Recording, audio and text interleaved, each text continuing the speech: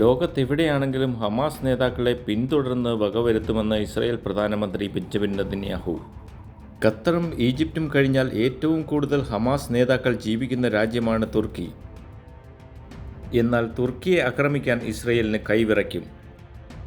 അതിന് പ്രധാന കാരണം തുർക്കിയുടെ സൈനിക ശക്തി തന്നെയാണ്. സൈനികമായി അന്താരാഷ്ട്ര തലത്തിൽ തുർക്കിയുടെ റാങ്ക് 9-ാമതും ഇസ്രായേലിൻ്റേത് 15-ാമതുമാണ്. കഴിഞ്ഞ ആഴ്ച ഇസ്രായേൽ നടത്തിയ ആക്രമണത്തിൽ നിന്ന് ഹമാസ് നേതൃത്വത്തെ രക്ഷിച്ചത് തുർക്കി ഇൻ്റലിജൻസ് ആണ്.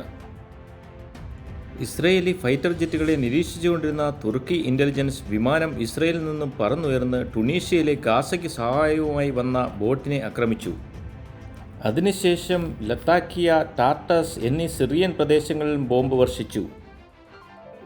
അതുപോലെ തന്നെ ലെബനോൻ്റെ പ്രദേശങ്ങളിലും ബോംബ് വർഷിച്ചതിന് ശേഷമാണ് ഖത്തറിന് നേരെ ആക്രമണം നടത്തിയത്.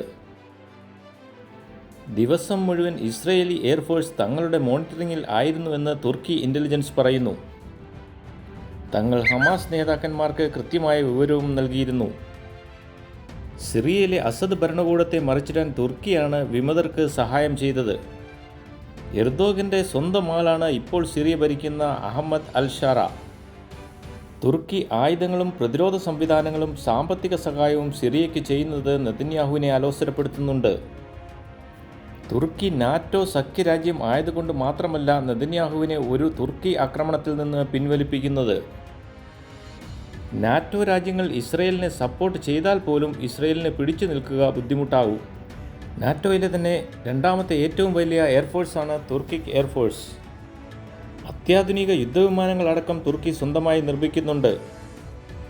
ഖത്തർ, സൗദി, UAE, കുവൈറ്റ് പോലെ അമേരിക്കയോ നാറ്റോയെയോ പൂർണ്ണമായി ഡിപ്പെൻഡ് ചെയ്ത് നിൽക്കുന്ന രാജ്യമല്ല തുർക്കി. ഇസ്രായേലി വിമാനങ്ങൾക്ക് തുർക്കിഷ് എയർ സ്പേസ് ഉപയോഗിക്കാൻ തുർക്കി വിലക്ക് ഏർപ്പെടുത്തിയിട്ടുണ്ട്. കപ്പൽ ഗതാഗതം, ട്രേഡ് അടക്കം തുർക്കി വിലക്കിയിട്ടുമുണ്ട്.